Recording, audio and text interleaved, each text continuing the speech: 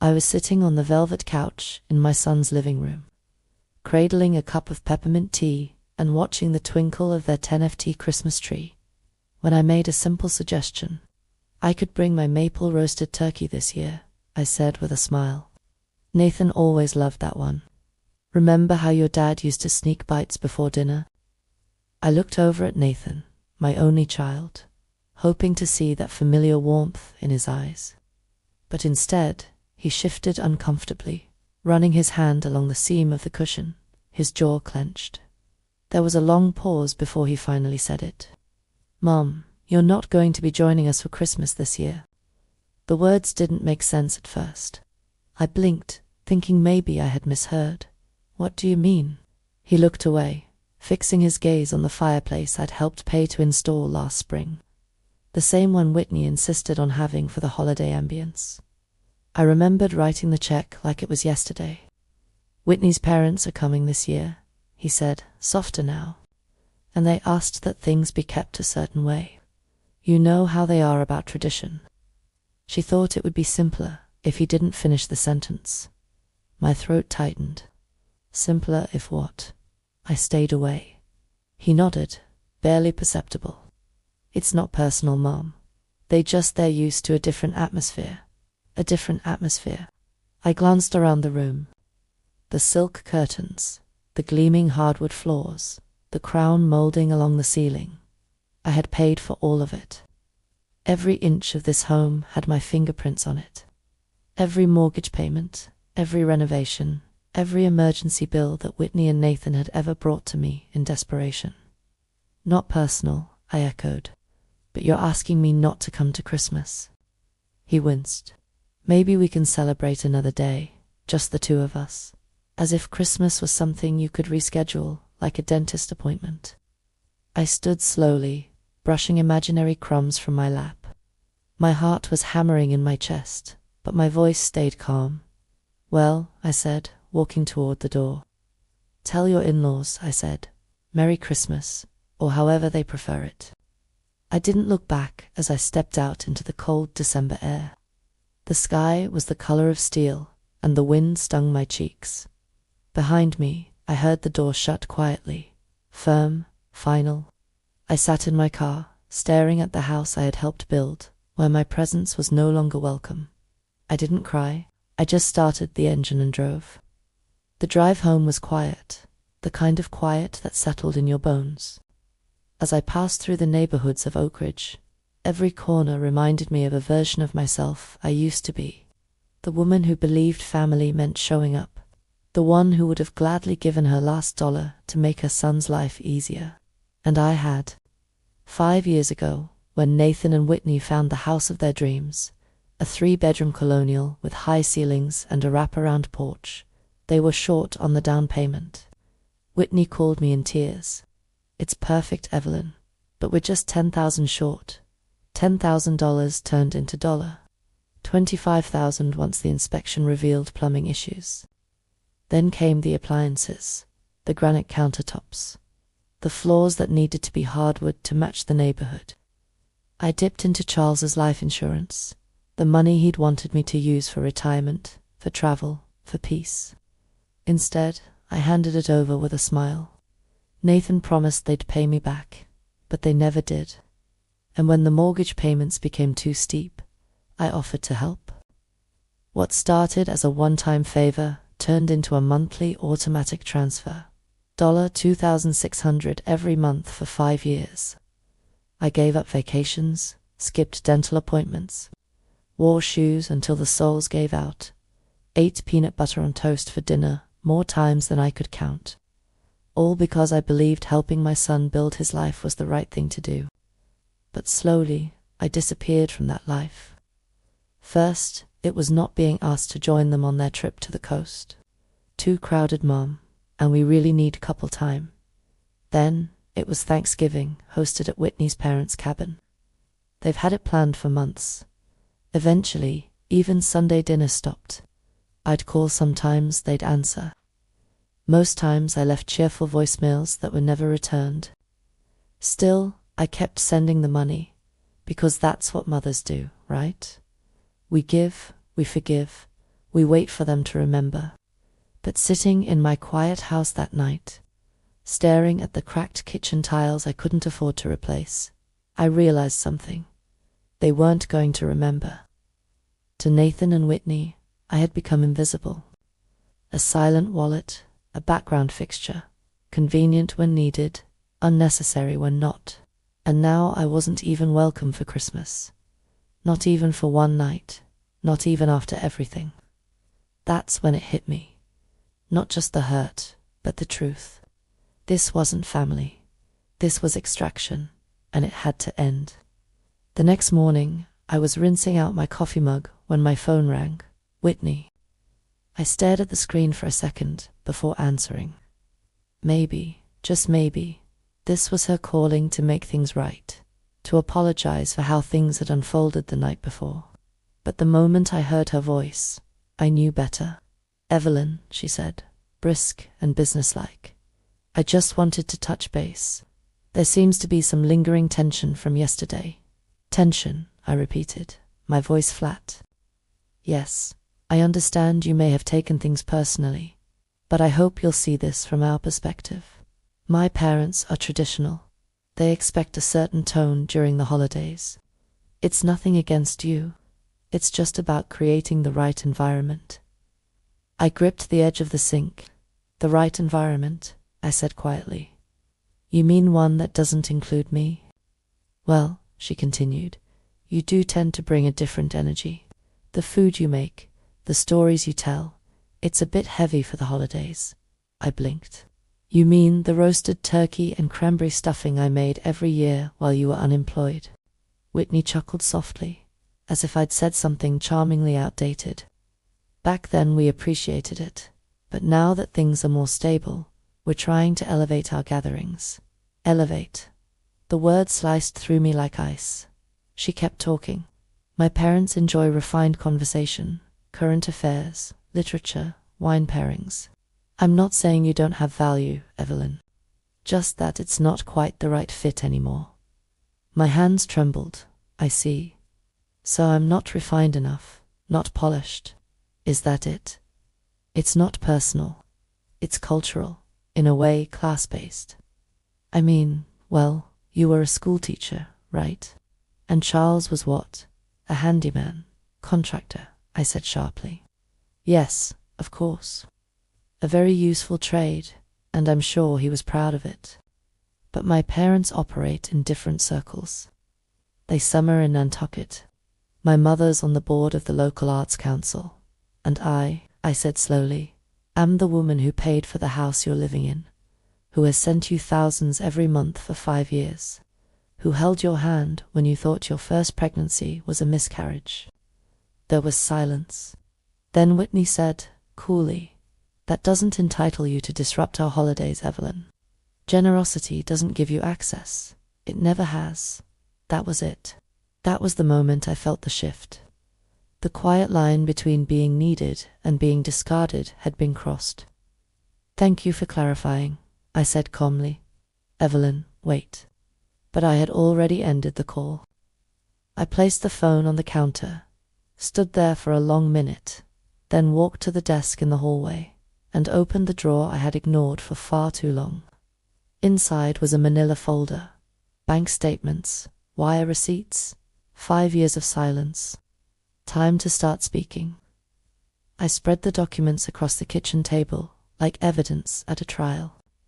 Bank statements, highlighted transfers, printed receipts with my notes in the margins. I hadn't really looked at them in years. I couldn't. It was too painful. But now they stared back at me, quiet witnesses to a pattern I could no longer ignore. The numbers were sobering. $2,600 every single month, 60 months, $156,000. And that was on counting the down payment or the furniture Whitney insisted they needed to host her book club. Not counting the stainless steel appliances I financed when their old ones clashed with the aesthetic. Not counting the property tax check I wrote after. Whitney had maxed out their budget planning her parents' anniversary weekend. I had said yes to everything. Not because I was weak, but because I loved my son. because I thought if I gave enough, forgave enough, I'd be allowed to stay close. But generosity had become expectation, and expectation had turned to entitlement. I picked up my phone, heart racing but steady, and called my bank. The same one I'd walked into 5 years ago to set up the transfer back when I still believed it was temporary. After 2 minutes of automated prompts, a real voice answered. "Good afternoon. This is Juliet Pinefedra. How can I help you today?" "I need to cancel an automatic monthly transfer," I said. "Certainly. May I have your account number?" I read off the numbers and listened as she typed. "All right. I see a transfer of $2,600 going to a Wells Fargo mortgage account ending in 9142. How long have you been making that payment?" 5 years, I said. "And you'd like to cancel it effective immediately?" I looked around my kitchen, the faded curtains, the chipped backsplash, the refrigerator held shut with duct tape. I thought of the winter coat I hadn't replaced in 8 years, the dental crown I'd put off, the trips I never took. "Yes," I said clearly. "Effective immediately." "Done," she said after a few clicks. "The transfer has been cancelled. Is there anything else I can assist you with?" "No," I replied. "That's everything." I hung up the phone and exhaled slowly. For the first time in years, I felt something unfamiliar. Relief, not just financial, but emotional. Like I had finally walked out of a room where I'd been holding my breath far too long.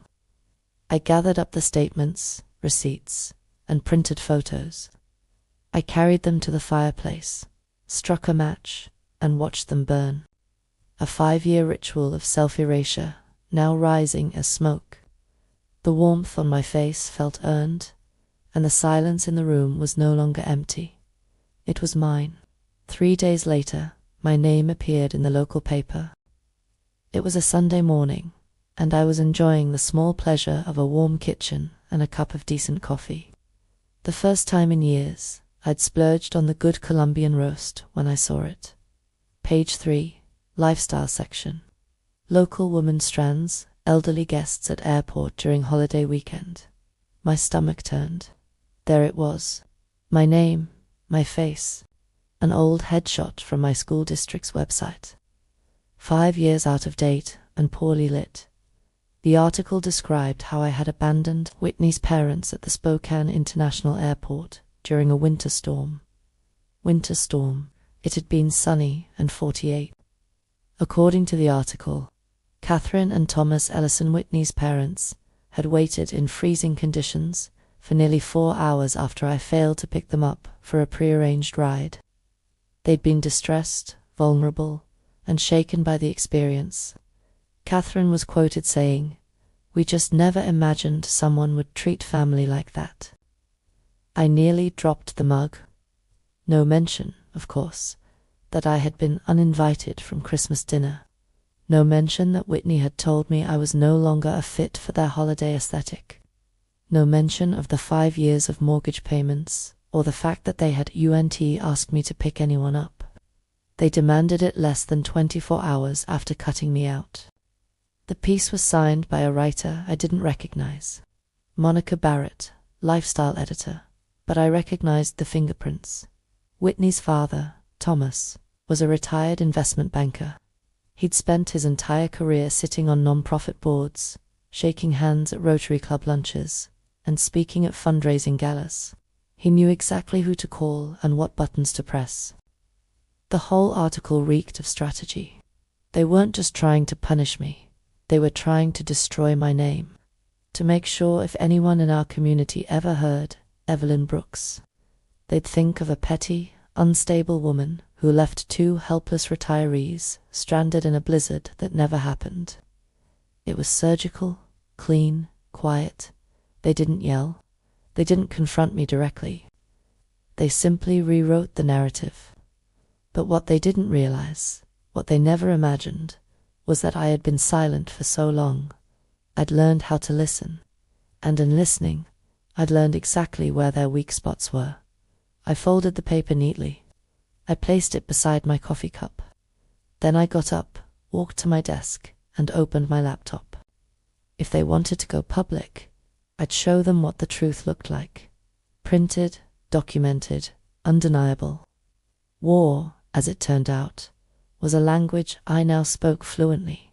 Christmas Eve arrived cold and glittering, the kind of evening meant for fireplaces and second helpings of pie. But I had other plans. I dressed carefully. My best navy wool coat, black gloves, a silver brooch that had belonged to my mother. In my hands, a simple leather satchel filled with truth. Inside were 12 neatly labeled folders. Each one contained the full record. Bank transfers, receipts, photos of the house renovations, the article from the newspaper, and my handwritten notes in red ink beside every lie. I pulled up to Brandon and Whitney's house just after 6:30 p.m. The windows glowed gold. Laughter spilled into the street. Cars lined the driveway and stretched along the curb. The kind of gathering I used to be invited to. Not this year. I stepped out into the cold, crossed the street, and walked right up to the front door. It was unlocked. Of course it was. Whitney always liked to brag about how safe their neighborhood was. "We don't even need to lock up," she once told me with a wink. Not like other parts of town. I stepped inside. Their dining room was alive with warmth and movement. A dozen guests sat around a long table covered in candles and linen. Whitney stood pouring wine into tall glasses, her laugh a perfect melody of hosting grace, until she saw me. The room went still. "Evelyn," Whitney said, her smile frozen in place. "I'm sorry, but this is a private... I held up a hand. "I won't stay long. I just came to deliver something." I walked calmly around the table, placing one folder in front of each guest. Some looked confused, others curious. Brandon sat at the far end, frozen in place, his fork hovering above his plate. "What is this?" asked a woman in pearls. "Documentation," I said evenly. "Of the last 5 years of my financial support, of the payments I made on this house, of the renovations, the bills, the gifts, and of the article printed about me 3 days ago." Someone opened a folder. Pages began to rustle. Eyebrows furrowed. The mood shifted from festive to uncertain. Whitney recovered quickly. "This is completely inappropriate. She's twisting everything. She volunteered to help. We never asked her to." "I have the email," I interrupted, pulling out a printed copy. "From you, Whitney. Dated February 3rd, 2019.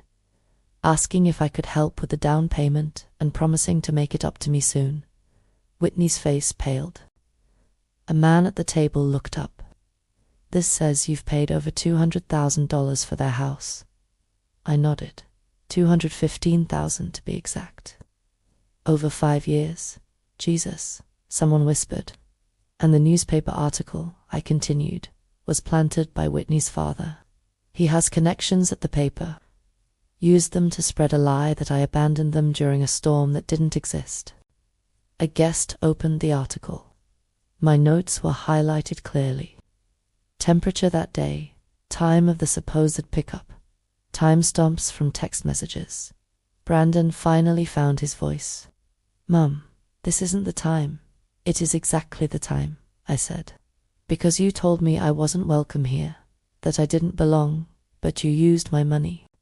You built this life with my sacrifices, and then you shut the door in my face." The woman in pearls looked at Whitney. "Did you really tell your mother-in-law she wasn't refined enough for Christmas dinner?" Whitney's voice broke. "It was more complicated than that." "No," I said. "It was very simple. I wasn't good enough for your show, but I was good enough to fund it." Silence. A long, aching silence. I turned toward the door. "I won't keep you from your meal. I just thought your guests deserved to know who actually paid for the wine you're drinking." Then I walked out, leaving a room full of stunned faces behind me. Outside, the air was sharp and honest, and for the first time in years, I felt warm.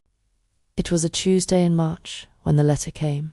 Certified mail, heavy envelope, legal tone in every line.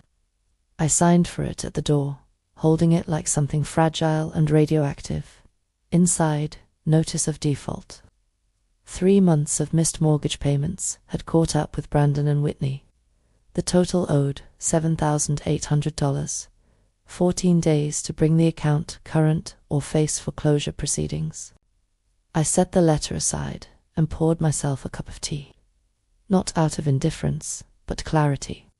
For the first time in years, it wasn't my problem to fix. My phone had rung a few times over the past week's numbers. I recognized but didn't answer.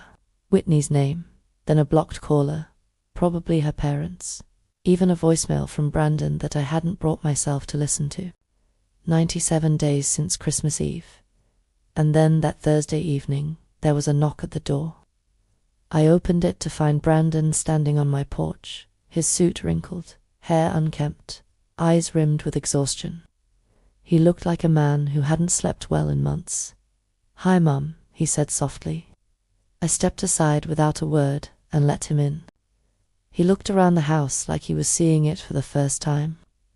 The new curtains I'd bought, the fresh paint on the walls, the dining chairs I'd finally replaced after 15 years. All paid for with the money I used to send to him. "It looks nice," he said. "I know." We sat in silence for a moment before he spoke again. "I came to say I'm sorry." I didn't respond. So he went on. "Not just for Christmas, for everything. For the way Whitney treated you, for not standing up for you, for letting her family erase you." My jaw tightened. He noticed. "They talked about you, Mum, behind your back, about how you didn't fit in, about how Dad was just a contractor, how you should be grateful to be near people with class. And you listened," I said. He nodded. "I did. I was stupid, weak, and I let them shape how I saw you. I let them decide your worth." His voice cracked. "I've lost everything, haven't I?" I studied his face. My son, the boy I once read bedtime stories to. The man who now looked like a stranger. "You didn't lose me, Brandon," I said quietly. "You gave me away. There's a difference." He closed his eyes for a moment. "Is there any way to fix this?" "I forgave you a long time ago," I said. "But forgiveness doesn't mean returning to how things were." He nodded. "I'm not here to ask for money," he said. "Just a second chance. Not with the house.